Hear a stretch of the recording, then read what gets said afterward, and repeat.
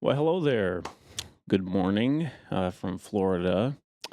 It is morning currently as I'm filming this. I don't know if it's morning when you're watching it or when the video uploads. I'm not too crazy about, making sure the videos go live at certain times of day. So, at least not this early in my channel. Good morning. Good morning. I woke up today. I had my cup of coffee. I had some granola, and I decided to add a little bit of cinnamon, and it was quite nice. A little bit of the sweetness with the cinnamon and some of the kind of almost bready characteristics of granola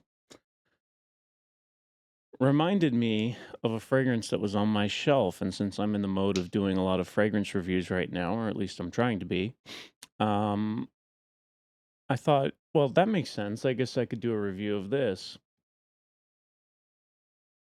And this is a fragrance. I guess it's called Charuto Tobacco Vanille from Pandora Scents. And you can get this fragrance for quite a low price at like a TJ Maxx and a Ross. I think I picked mine up at a place like that. Maybe it was Ross, if I remember correctly. It could have been TJ Maxx. It doesn't matter. And this fragrance is the presentation is actually quite impressive.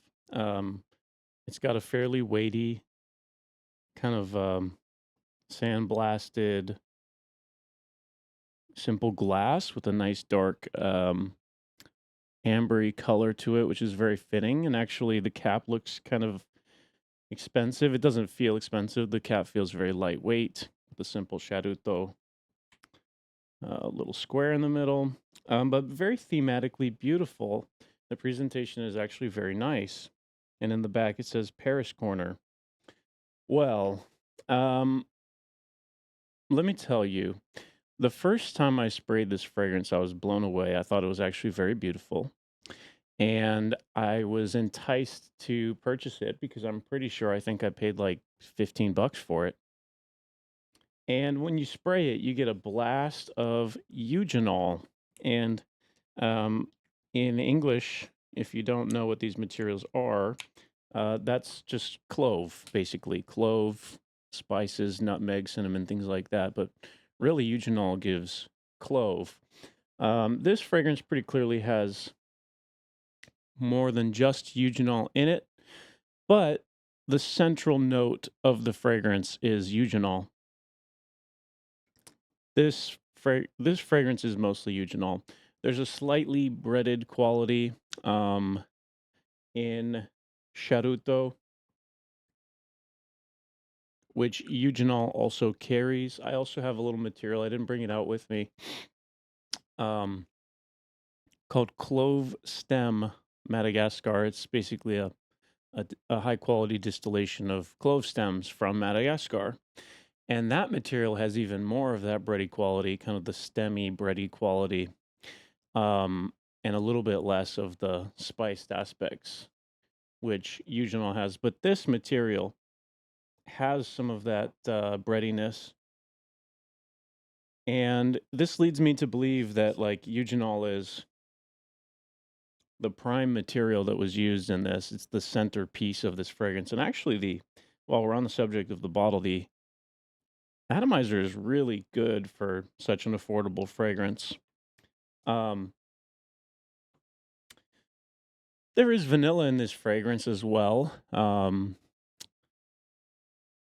There's a material called vanillin, which is not expensive, and eugenol is also not expensive. So they've gone with two fairly affordable ingredients as the core attributes.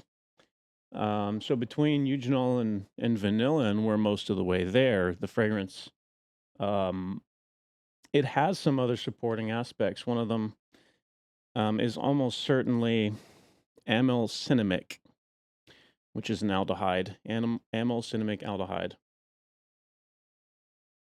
which almost has a slightly floral, just very slightly cinnamon aspect to it. There are other cinnamon um, materials which are very likely in there. Um, I'm pretty certain this material has. ethylene brassylate in it, which is typically used to support floral notes, but it has kind of a I've seen the material described as smelling like skin, which is probably a really weird thing to say. Um, some people will call it sweet. To me, I don't find ethylene brassylate sweet, but it is almost kind of a musk that supports florals and sweets and vanillas and ambers and things like that. And it's very commonly used in oud fragrances as well because of the supporting amber facets. Benzoyl benzoate is one of the most affordable fragrance ingredients that there is, and it's got this kind of it's also used to support ambers, and it's a good way to increase the volume of the fragrance oil and to kind of thin out some of the powerful materials so that they spread a little bit without adding a lot of undesired attributes, without introducing new aroma profiles, but kind of adding just a tiny bit of like a sweet body to a fragrance. And benzoyl benzoate is almost certainly in this fragrance as well.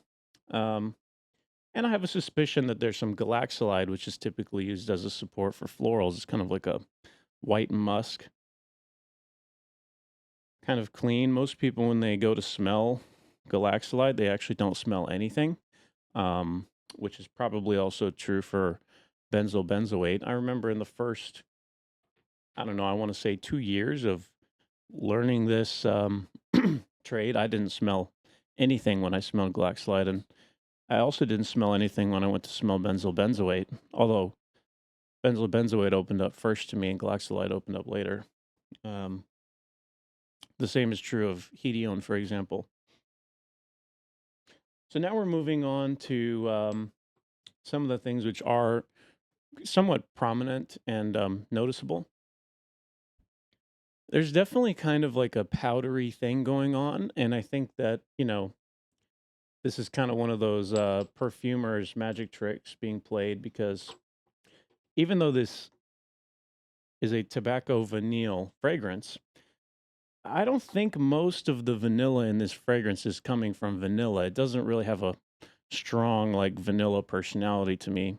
I do think that they used vanillin in it, and it's sort of sitting at the kind of heart to even to base notes. But I do get a lot of materials like coumarin. I think coumarin is. I didn't bring coumarin with me, but I think coumarin is definitely present. Some people will describe it as hay. It brings a little bit of a sweetness, a little bit of almost like a cloudy kind of thing in the heart note, and it will make a good enhancer to vanilla kind of aroma profiles, and it's super common in perfumery. So coumarin is almost certainly on the list here. And then we get a little bit more. Um, I don't know what you would say. We're getting into the more like adventurous guessing.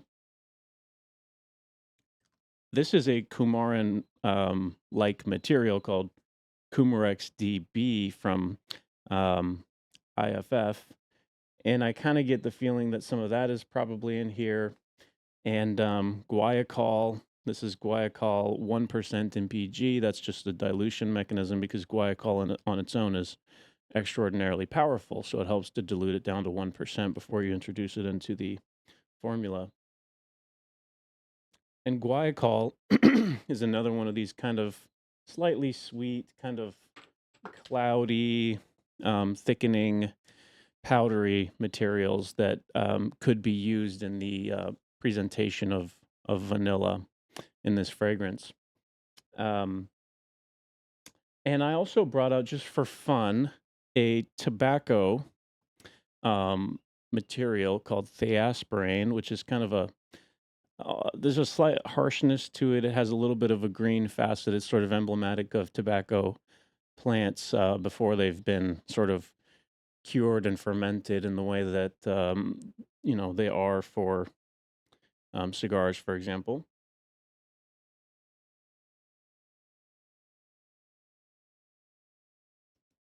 And I really do not get the impression that this was used in the fragrance. And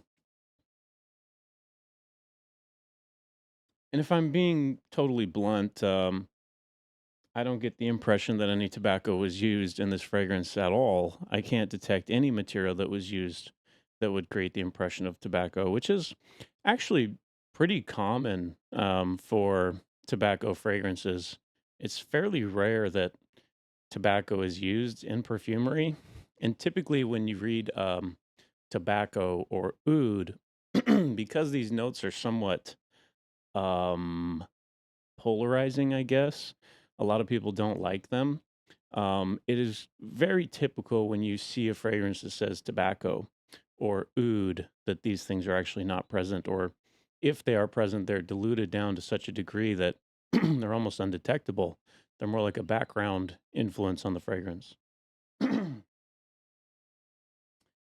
I also think that this fragrance did use a material called Valspice, which is kind of like guaiacol, kind of like coumarin, a little bit in that sort of vein, a little bit like vanilla, but it's sort of powdery and it really hangs up in the top as a top note and creates kind of, some people have described it as sort of feminine. I don't necessarily see it as masculine or a feminine material, but I do think it creates kind of volume, sort of a voluminous, kind of lifting, um, powdery facet all the way into the top notes, which is kind of beautiful and is a great tool in modern perfumery. So yeah, really, when I when I smell this fragrance, I'm smelling eugenol, some cinnamic materials, a little vanilla, and a lot of powder.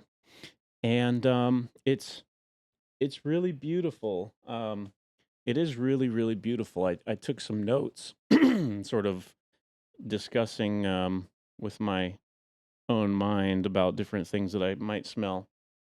And the initial spray was a lot of kind of vanilla or tonka bean, Valspice, coumarin, a little something bready like cookies, graham crackers. Allspice and clove are definitely the centerpiece. Cinnamon, a little note of coffee or tiramisu, something like that.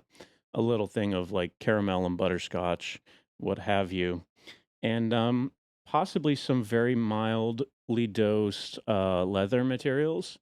And if I had to guess, it could be like Cuir Vitessence, which is a beautiful um, leather note, which goes kind of from the heart into the top note, and something like possibly even very, very mildly dosed Suederol. I'm not very sure about that. I think Cuir Vitessence is more likely. But something like Suederol, which kind of sits more in the bottom register and has a slight amount of projection up into the mid. But if you combine them, you get sort of a leather profile all the way up through the center, which is kind of cool. That might be what they're doing instead of using tobacco materials to create a little bit of that richness. There could also be a very, very slight saffron note, which could be coming from a material called safralene. But I'm not sure about either of those things. I really don't know if they use leather or saffron, but there's something in here that gives me the slight kind of inclination that it's possible. Um, and so you get this kind of blast of cloves and cinnamon and vanilla like materials, and really that's kind of the character of the fragrance. There's something a little bready about it. You get a lot of clove and spice and a little bit of vanilla, and it's really kind of like a three-part fragrance. There's really not much more to it. Um, but the opening is beautiful to me because I love all of those things. And the only thing that I don't like about this fragrance, because I like the presentation, I love the price, I like the aroma profile, is that it's mostly gone within an hour.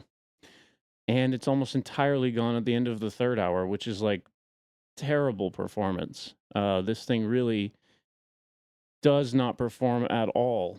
And I guess at, 15 bucks, like, what are you really expecting? It's not even like a clone. This is a fragrance that was made to be sold like this. So, you can't really ask for a lot more. So I think that, I hate to say this, but probably this is just kind of like a beautiful air freshener for me. I, I don't really. I don't really see myself using this as a fragrance because the performance is so inhibitive that I would basically need to keep it in my car, in order to actually have it be useful. And the opening is so strong that it would be kind of overwhelming to people initially, and then it would burn off so fast that they would be like, "What happened? Like you smelled like clove and vanilla and graham crackers a second ago, and now you don't smell like much at all." So I think it's kind of it's such a curious fragrance because the presentation is very classy and the price is so phenomenal, and the scent is kind of beautiful, and then it's just gone so fast. Very curious. But this is kind of as perfumers, this is like the struggle is that you have notes which are highly volatile at the chemical level and they burn off very quickly. And then you have base notes which are very tenacious. And how do you get the blend right so that you have both projection and lasting power? And not to be too funny about it, but the initial presentation of this olfactory profile is kind of a spice bomb, and I guess I'll bring out spice bomb to talk about that. So, spice bomb is what I would say, proper perfumery with great performance is like. And when you smell these side by side, Charuto is the real spice explosion, and spice bomb is much more of a performance designer fragrance, which is funny, but you pull the little pin on Spice Bomb and you give it a little spray. That's about the only place I have real estate for because unfortunately before the fragrance I sprayed it everywhere. And after smelling Charuto, Spice Bomb smells like citrus and flowers to me. And a little bit of green freshness and some ozonic notes. And that's because Charuto is much more linear in terms of what it's doing. And Spice Bomb is it's a very well-rounded, balanced fragrance from the modern perfumer's perspective. Very beautiful. There's some fruity kind of maybe bergamot, linalool, floral notes, and ozonic qualities, and all the things that you would expect. More ambroxan and things like that in Spice Bomb. So it's a much more uh, rounded and polished modern designer fragrance. And as a result, because of that kind of um, construction and geometry that they used in that fragrance, it's going to have a lot better performance. And because of that construction, you actually get to keep some of those spice notes a lot longer as well. They sort of hang out because of the composition. So if you want like a big spice explosion, you should probably go for Spice Bomb, although you're going to end up paying a lot more. But if you just want to have access to beautiful ambery spiced vanilla graham crackers, Charuto will satisfy you for at least an hour. So anyway, that's it for the fragrance review. I guess I'll do Spice Bomb at some point as well, but I just wanted to bring it in as kind of an alternative if you wanted something that carries some spices and actually has some sustaining power that will last. But yeah, thank you so much for watching. I'm glad that you checked in and give me a sub and a follow, like the video and all that, and you'll be privy to when I upload more videos in the future. So thank you so much for watching. Have a lovely day. Bye bye.